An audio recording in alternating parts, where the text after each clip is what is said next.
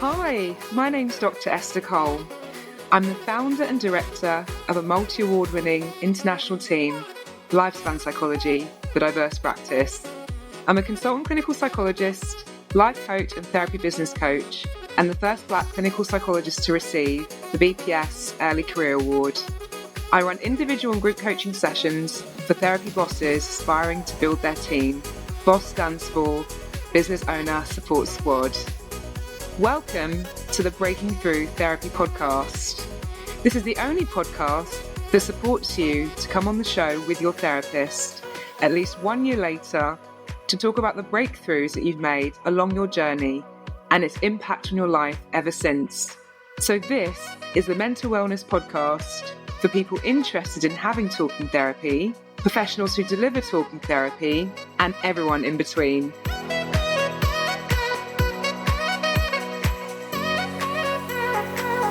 Hello and welcome to Breaking Through Therapy. Thank you so much for joining me today. Today I'm joined by Dr. Georgia Parratt, who's a highly specialist clinical psychologist specialising in long-term health conditions. She developed an interest in long COVID when working at St Thomas's Hospital after being redeployed to support staff and patients in intensive care during the first wave of the pandemic. And she's been working with long COVID patients since 2022 as part of the NHS and works privately as well. And I'm really happy to say that I'm joined by Mabel. And Mabel and I were in a fatigue management group together just over a year ago. And it was so wonderful being in a group with Mabel. We both took so much from it. Mabel is a professional actor and charity worker. She worked as a professional role player as a day job at university. And before long COVID, she was physically fit and active with a love of theatre, travel, walking and horse riding. Thank you both for coming on the show with me today in this really special and unique format of therapists with clients. So obviously we were part of the same fatigue management group. I just thought it'd be really helpful for people who are listening, who are suffering with long COVID or have had symptoms of COVID or kind of recurring COVID, to have some tools and techniques and tips that can really help them. And also so they can find out what kind of services are available and that they actually do work and do help. So I've noticed enormous benefits for myself. So thank you both for being here today. Can I start with you, Mabel? Could you tell me a bit about your journey? How did you find out about support for long COVID and how long had you suffered with it before you were able to come to the fatigue group that I mentioned that we were in together? Well, I was in the first wave of COVID. As we were going into lockdown in March 2020, I realised I had COVID. I was probably in denial for a bit before because I'd had the symptoms for a few weeks and I'd carried on working. So I'm, ashamed to say I'm a spreader. Because all the symptoms weren't known then, I had a terrible sore throat, which I don't think was one of the symptoms then. That was my biggest symptoms, like a noose around my neck. So I was largely sort of ignorant of what it could be, as we all were. Yeah, I just wasn't paying much attention to the news. I was busy. I was listening to it on the radio. And suddenly I was in full COVID. It lasted for 2.5 months. And then I sat in shock, having never been ill for more than about 10 days with the flu once before in my life for 2 weeks. Then I thought, right, it's gone. And I tried to do what I did when I have a cold. You build yourself up again, don't you? You get out there, you go for a walk, you start doing what you normally do. And I couldn't. I also have asthma, and it really went from having mild asthma, mostly seasonal, to having the most incredible asthma where I was using inhalers. Nothing I normally did worked. I ended up in hospital twice, though quite far apart. So it was enormous. It changed my life completely. It wasn't for a while that I started to think something else is wrong with me. I've got over that, but I don't feel better. I'm having all these weird symptoms that I don't know what to do about. And of course, when I asked my doctor, they were so busy. They just shrugged. I've actually felt her shrugging down the telephone line. When I did get to see someone, they really didn't know. And it wasn't for a long time that the words long COVID came about. So I felt so alone for a very, very long time. And I'm a very proactive person. I'm always trying to help myself. I I take vitamins. I read as much as I could, but there was no help at first. And it was a really lonely, sad journey until eventually a young locum doctor who was, totally on it came to my clinic and went, "Oh, you need to go to a long COVID clinic." And that wasn't until 2023. So I had been struggling on my own for a long time. You mentioned it was up to 4 years before you got some real help and even a diagnosis. Yeah, so I was referred in 2023, but I didn't actually get to see someone, I don't think, till 2024. So I was 4 years just trying to get by on my own, not having any help, just what I read in the newspapers. And what do we know, Dr. Georgia, about the number of long COVID sufferers that there are at the moment? And is that UK figures or worldwide figures? So looking at the data from the ONS, which is the National Statistics Service, it's suggesting that we have currently 2 million people living with long COVID as of April 2024, which is approximately 3.3% of the population. And of these, 19.2% describe being considerably limited by the condition and the symptoms.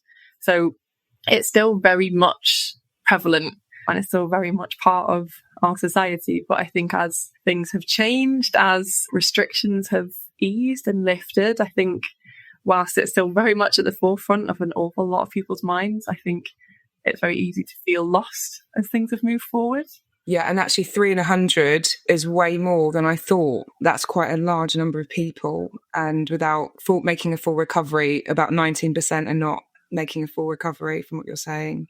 So 19% are reporting being considerably limited. In terms of the recovery statistics, that's still not something that I've got the kind of information on. And some people will recover fully from this. Some people will never come in contact with, will never need a long COVID service. But there's others who, like Mabel, struggle for a long time before being able to get any kind of support. And as a psychologist, as a fellow psychologist, what attracted you to working with long COVID and chronic conditions? I was always drawn to physical health. I think the big pull into physical health and long-term health conditions for me was around the really integrated way of working that entails. So working alongside doctors, physiotherapists, occupational therapists. I really like looking at somebody as a whole person and kind of trying to come at whatever they're struggling with from as many different sides as possible. That's always just made sense to me. And I know it probably sounds quite strange, but I have quite positive experiences of being in hospitals. I find them quite busy, exciting places to be part of. And then in terms of COVID specifically, I hadn't been working for a super long time when that all started, and then was very quickly redeployed into intensive care at St Thomas's. And I think it was just such a strange time where there was so much change and so much fear, so much uncertainty. There was so much we didn't know.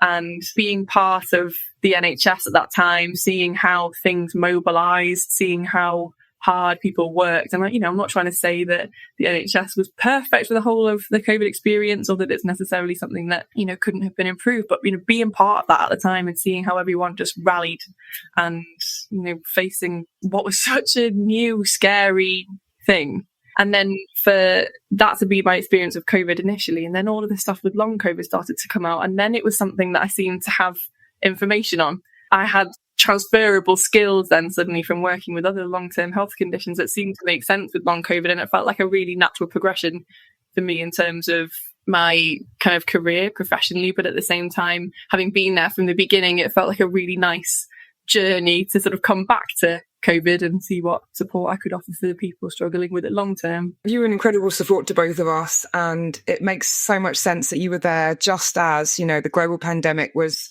that first wave when hospitals, were in a state of emergency, and you were in there and you were our heroes. And I'd left the NHS actually at that point. It was a shame. I couldn't have managed NHS and 3 children. That's just my own personal experience, and then long-term health conditions myself. But we're so grateful. And this podcast, as you know, is for NHS Charities Together. So it's so happy that you're here, helping fundraise the NHS. Now, you both said something really interesting to me, actually. I wanted to bring Mabel back in. You put something really inspiring here, but also made me really concerned. And I can resonate with this. You said, before COVID, I barely needed to sleep. I worked 3 jobs. I went out every other night to meet friends or exercise. And I just thought, I too have that zest for life. I sometimes wish I didn't need to sleep. I'm a night owl. I get all my best ideas in the night. And looking back on that, do you think that there was any sort of element of vulnerability in that lifestyle in terms of, getting long COVID? Possibly. I mean, I know that I didn't sleep very much. I didn't eat properly. I was always on the go. I'm a grab something on the go kind of girl. I lived, burning the candle at both ends, and I loved it. And I never thought twice because it was totally sustainable to me then. That was my life for a very long time. I never married and haven't got children. So I carried on that lifestyle long after many of my friends had stopped. And I loved it. For me, that was the great thing about my life. I could go anywhere, anytime, do anything. I'm the friend that you ask when you want to be spontaneous. Okay, let's take a pause there. Come and have a free 15-minute consultation with one of our incredible multi-award-winning practitioners at Lifespan Psychology, the Diverse Practice. We're a multicultural team of doctorate-trained psychologists, psychotherapists and counsellors offering assessment, evidence-based talking therapy, coaching, training and consultations. We now also offer ADHD assessments in person and online. We work with a range of corporate, commercial and holistic companies and accept private medical insurance, referrals from the NHS, social care and rehabilitation companies. We also offer a range of fees for self-funding clients. Contact us at info@lifespanpsychology.co.uk or www.lifespan-psychology.com and follow us on our various social media channels in the show notes. Our clients at Lifespan Psychology are our true award winners. We're here because of you, we're an award-winning team because of you, and we're inspired to be the best that we can because of you. I so share that passion and zest for life that you have. But what have you noticed, Dr. Georgia, about the vulnerability? Those of us that like to burn the candle at both ends and do a lot and so on, eat on the go. It's really interesting. And it's definitely something we touched on in the group. I remember specifically with the two of you as well. I remember this coming up. But it's sort of, personally, this does seem to be a pattern that comes up quite a lot in the people that we see who are experiencing long COVID. So often we'll find that the people who are really struggling with long COVID have been those people who were, I call them Duracell bodies, right? Where, someone who's doing, going 100 miles an hour, everything to everyone, constantly jumping in, the rescuer, the person that everyone rings in a crisis, that kind of just full to the brim, but managing it all. And often that becomes a really big part of people's identities, doesn't it?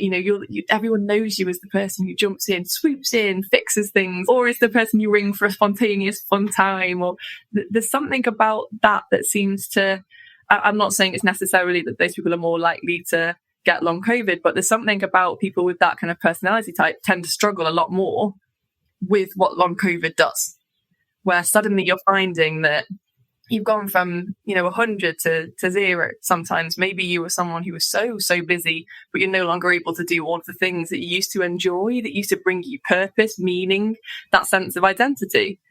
So there's definitely something in that. And then when we're coming to you from a fatigue management perspective and talking about trying to pace the way we approach activity, we're trying to think about doing 30% of maybe what you used to do. That is really unpleasant, to be told that by a professional as someone who was that Duracell body, who was going 100 miles an hour. It's completely repulsive, is the concept. So I think sometimes that is something that comes up quite a lot in this group, where it's a huge adjustment. It's an unbelievable adjustment to people's lives.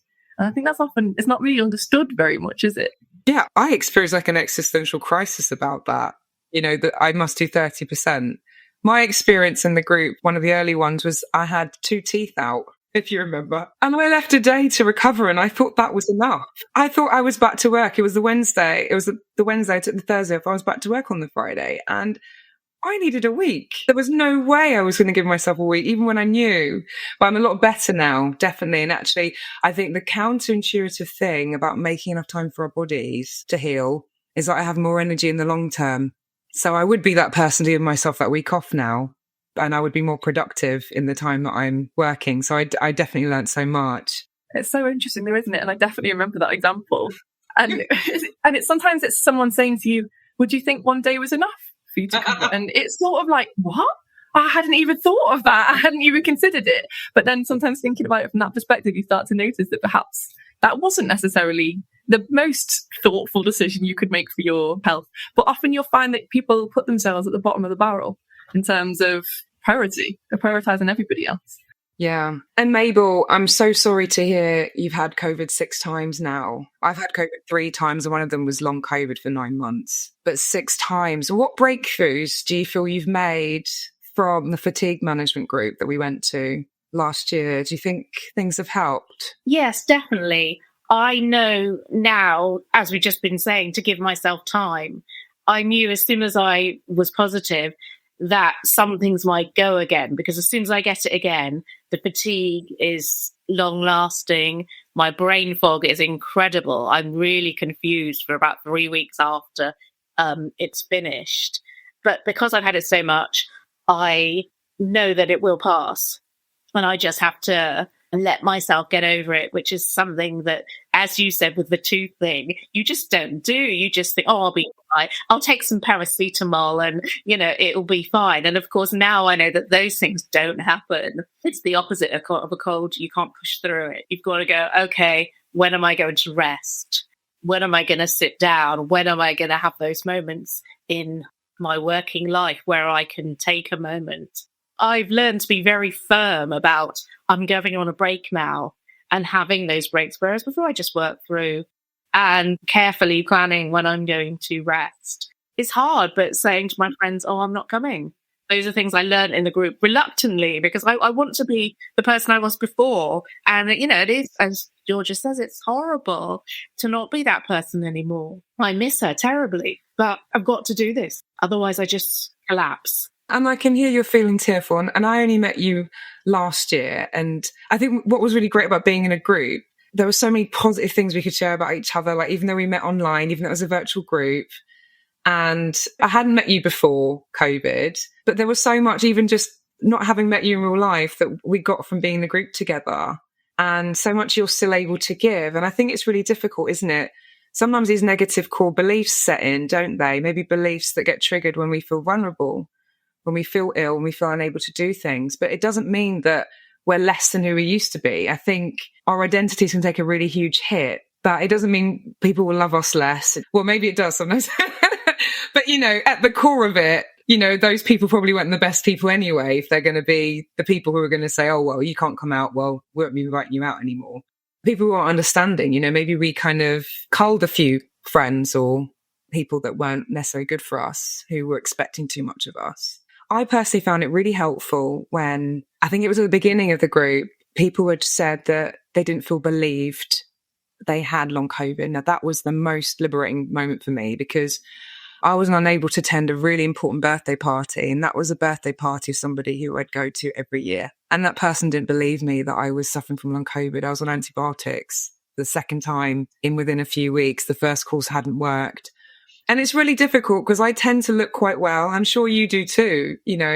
We tend to look quite well. We're quite bubbly. We're quite happy personalities. We're sociable. We're outgoing.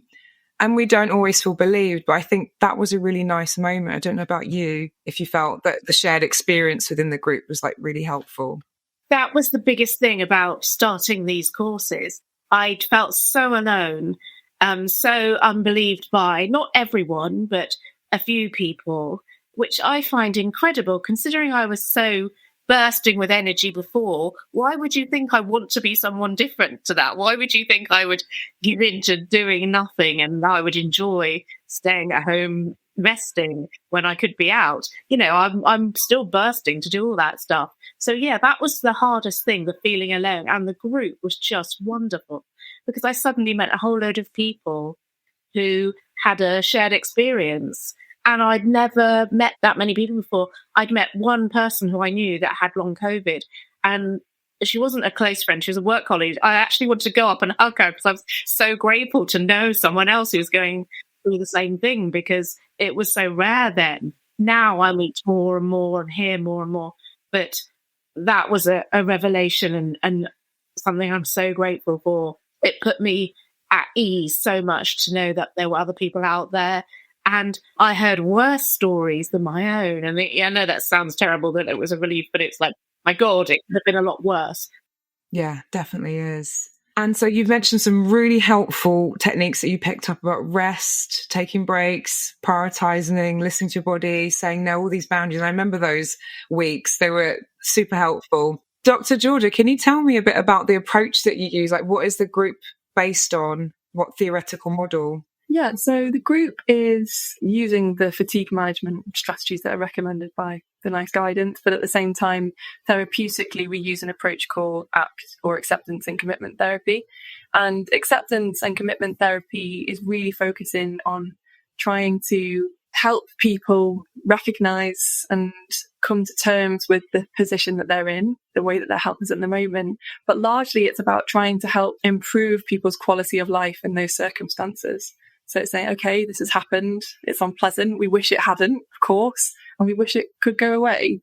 But how can we try to improve your life despite this? How can we make sure you're continuing to live in a way that matters to you and feels meaningful, even if it looks slightly different than how you probably have picked? And that's very much the model and the basis of the group. And the really big parts of ACT that come into the group that you might remember as we talk about that metaphor of a tug of war, where on one end of the rope, you've got, you're here trying to pull as hard as you possibly can. On the other end of the rope is this monster, and this monster represents everything unpleasant about this condition. It's the fatigue, brain fog, the pain, the breathlessness, the being misunderstood, the being invalidated, the not getting support at the time that you needed it, the multiple appointments it took to come to the right place, in your case, Mabel, and lots of people's cases. You're just trying desperately not to go over the edge of this cliff. And I think the difficult thing is when you come into a service like the long COVID service or the post-COVID team, you hope that we're going to get on the rope with you and finally help you yank that monster over the edge. And I think it's quite disappointing a lot of the time, and that's not really what we're able to do. Because in that situation, your options are pull harder or let go. And when we let go of the rope, that monster's still there. It's still awful. It's still everything you hate and wish would go away. But suddenly your relationship with it is completely different. And that's very much what the aim of the group is.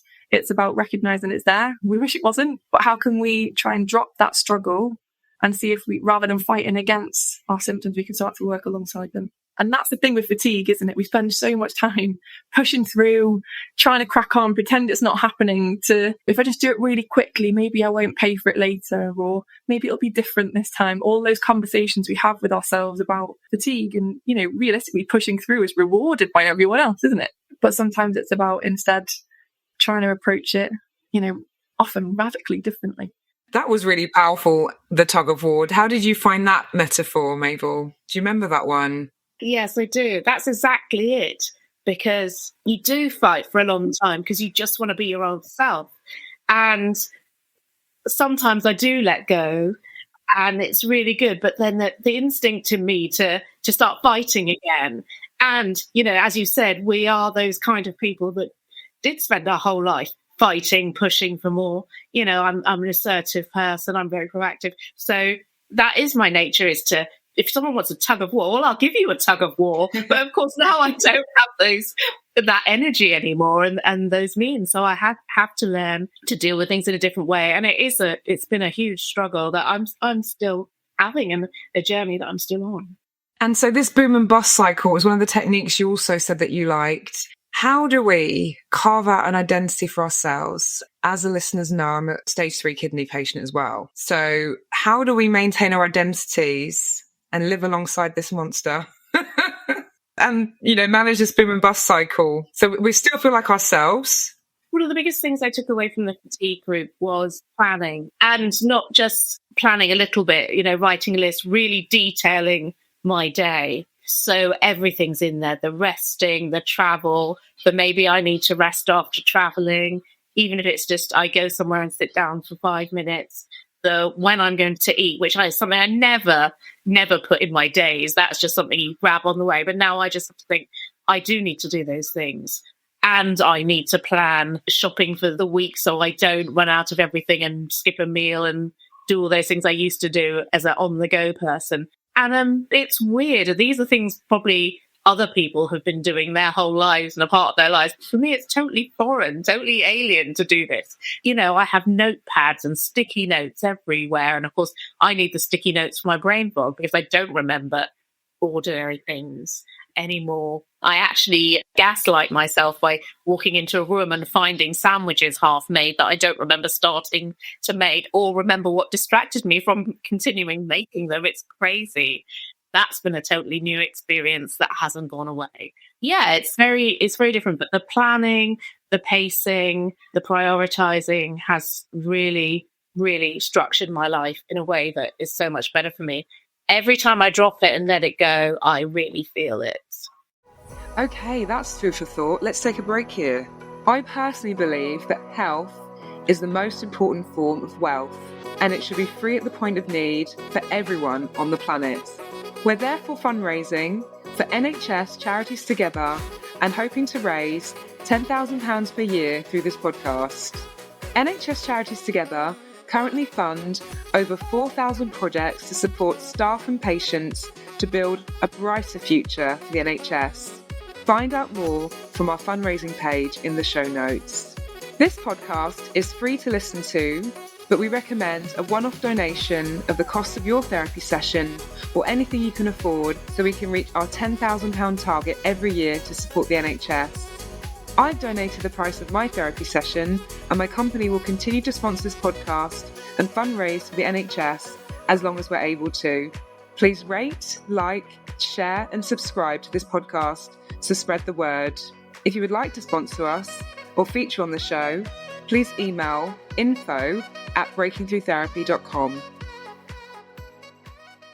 Listening to you say that, what really struck me was that idea of you taking care of yourself in advance, that planning, the timetabling, the putting in food breaks, the planning, the shopping, that self-care and that self-compassion, and that allowing yourself the space, the time, the food, the energy, and the resources to really get through your week. And that sounds amazing. I think that's really great advice for anybody listening to plan. And it actually enables you to achieve realistic targets, doesn't it? And that's what was really good about the group. Realistic targets that have been scheduled, and you can still do all the things you like doing. You just might not be able to do it all at once, all at the same time. And then they might just be spread out a little bit. And I think that is what I took away from the group as well. And I also got more help. Did you find you were able to ask for more help after the group? Yeah, but also sort of letting people know what has to be a priority. It's still difficult.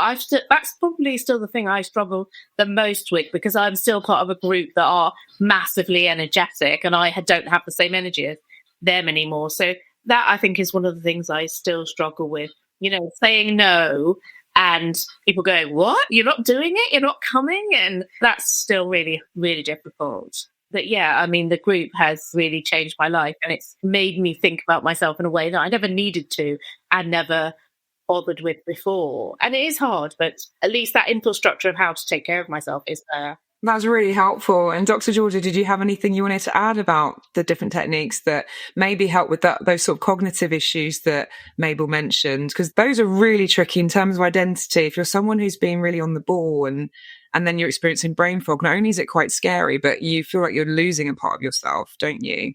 Yeah, it's definitely a big thing. And firstly, I'm very pleased to hear that you found all those strategies helpful and that you've been able to integrate them. I mean, I know how tough that was for you at the time, so it's great to hear that you've been able to do them. And with the brain fog is also really linked to fatigue, isn't it? So when we're feeling more fatigued, it's going to be much more difficult for us to be kind of thinking as clearly or sort of being able to hold things in mind, isn't it? We talk a lot about our cognitive load changing, where maybe you were someone who held a bunch of things in mind at the same time. It becomes more difficult to hold the same amount, doesn't it? So I think the strategies that Mabel mentioned are actually really good strategies already. So the writing things down, having post-it notes, setting things like alarms at timers can be really useful. And people, if you've got appointments, for example, having an alarm for when you need to leave, and also an alarm to give you time to get ready before that. Even just those sort of planning techniques can be really useful too. But it's very personal. It's about finding the strategies that work for you as an individual and trying to get to whatever service is near you that might be able to give you that sort of tailored approach or strategies that work for you. Often with the groups, we tend to throw a bunch at people, knowing that it's not all going to work for you, but hoping that you take at least a few of those things away. Yeah, absolutely. And even just the amount of time budgeted, like with the tooth out example, having 2 teeth out, just knowing to give myself more time for tasks, for activities, for even, why not give ourselves double just as a random figure? Let's just assume everything just takes twice as long. And how much more relaxed is it if you leave twice as long to like get to an appointment? What's the big deal? You can practice some mindfulness or take things in your stride, take some deep breaths. I don't know, just kind of be a bit more in the moment with everything. So I think giving myself more time with things has really helped as well. It's often about breaking the habit of a lifetime, isn't it? Where actually sometimes the things that really help us aren't necessarily massively groundbreaking changes. It's just that they're different from how we've done them before. So I remember in the group, Mabel, I'm sure we were talking about shopping, and it's little things like getting the perishable things into the fridge, but maybe leaving the non-perishable things out the fridge and doing them later. You would never think about putting the shopping away in multiple goes, but there's no reason that you need to do it all in that moment. And sometimes it's those really small shifts that can make a massive difference in the amount of energy that we have left over to do something that we prefer to do. It's all just habits, isn't it? We're used to doing things certain ways. Yeah, I definitely remember that, just being able to free up some time. So if you put the perishable stuff away and then you've got 30 minutes to do something you really like read a book instead, why not? And I think that was amazing. That actually made a big difference to me. How about you, Mabel? Definitely. With the sort of prioritising, a massive thing was thinking also about what you really don't have to do. Are there things in my life that I do that are just silly and I don't need to do them? And there are. I'm one of those people that has to get something done. But like you say, Georgie, actually you could leave it. Or you might find that you actually just don't need to do it at all. Like someone said to me, oh, why don't you do online shopping? Well, to me, that's horrific because I love shopping. I love being in a shop. I love the atmosphere, any kind of shopping, whether it's food or clothes. Shopping is part of my life. And I had to sort of give it up. And then I just thought, well, do I enjoy it as much as I think I do? Anyway, and so lots of little things that I have just pushed out of my life. And sometimes I get resentful to long COVID for making me do that. But at the same time, actually didn't need to do it anyway. So it is a weird thing, the giving up stuff. It's a bit like going the monster at the end of the road. You can let go and realise you've got more time freed up for things you prioritise and enjoy and will get more out of. So that was definitely a great technique as well. What was it like having a covert psychologist in the group, Dr. Georgia? I don't know if this is unusual or not, but I generally quite like having psychologists in the group. I think it's always an interesting one to come up because it's something I can relate to, right? There's 2 types though, aren't there? There's sometimes a psychologist who come into the groups and they suddenly make themselves a co-facilitator, which can sometimes be a little bit more tricky to navigate. But you didn't do that at all. I think you didn't mention that you were a psychologist in the group, did you? I think that was important to you. And I think that's probably much nicer for your kind of group experience. Yeah, I think that I've always wanted people to feel that there's no them and us. So I'm a participant in this group. We're all human beings. We have a shared humanity. We can all go through challenges, physical, mental health. We can all learn something from each other. I don't want to all of a sudden be a doctor and then people can't talk to me or relate to me just as me. So I think it was important maybe not to reveal that it was our psychologist. The funny thing about it was that even though I knew a lot of the techniques, there's something about giving myself the space to be there as a participant, as a patient myself, absorbing the ideas and actually applying them to my life, because I'm doing that for other people, but I'm not doing it for myself. Yeah, it's much easier being on the therapist side than the service user side, isn't it? Yeah, it is fascinating. So I think we should be on both sides of the fence more. And I've mentioned on this podcast before that I have my own personal therapy. I think it's important to be on both sides of the fence. Yeah, I don't know. Did it feel strange for you that I revealed myself as a psychologist at the end of the group, Mabel? Not really, because as Georgia says, you weren't sort of taking over and I'm a doctor kind of thing. And if you hadn't been, I think we'd all been like, who does she think she is? But no, you a participant in the group, and then as you say, you revealed yourself, and it was fine. It was interesting to hear what you got out of it, and like you say, it's always so different to be the person who's having to practice it than the one who's giving the advice. Yeah, just here to demystify experiences and, people who wouldn't have felt comfortable joining a fatigue management group or having talking therapy or didn't think there was going to be any help for them with the fatigue or brain fog or any of the mental health conditions that we brought on the show, just to really normalize it and to people to hear the conversations that we're having and to feel that they can reach out to somebody. And Mabel, anyone who is struggling with long COVID at the moment, what would you advise them? I would advise them to be put in touch or referred by their GP to a long COVID clinic. It really has changed my life and made me feel so much more supported. Everything I learn, I use every day. Yeah, it's invaluable. Get as much help as you think you need. I've benefited from individual counselling as well because it's a life-changing thing. I have never experienced anything as huge as this. Even losses, grief and losses of relatives aren't as life-changing as this. Great. So, Dr. Georgia, if anybody else wanted some more information or resources, do you have anything else you can recommend for long COVID? Yeah, similar to what Mabel said, getting to your GP, hopefully trying to get to long COVID clinics in your area. I know that can be a bit of a postcode lottery. And there are lots of support online that you can look into as well. And if you would like to access some support privately, my information will be in the show notes, I believe. Great. And if you've got anything extra you can add, we'll put them in the show notes for everybody. Okay, well, thank you both for being here today. And anyone who's listening, we'd love to hear your feedback. Do get in touch. We'd love to hear from you.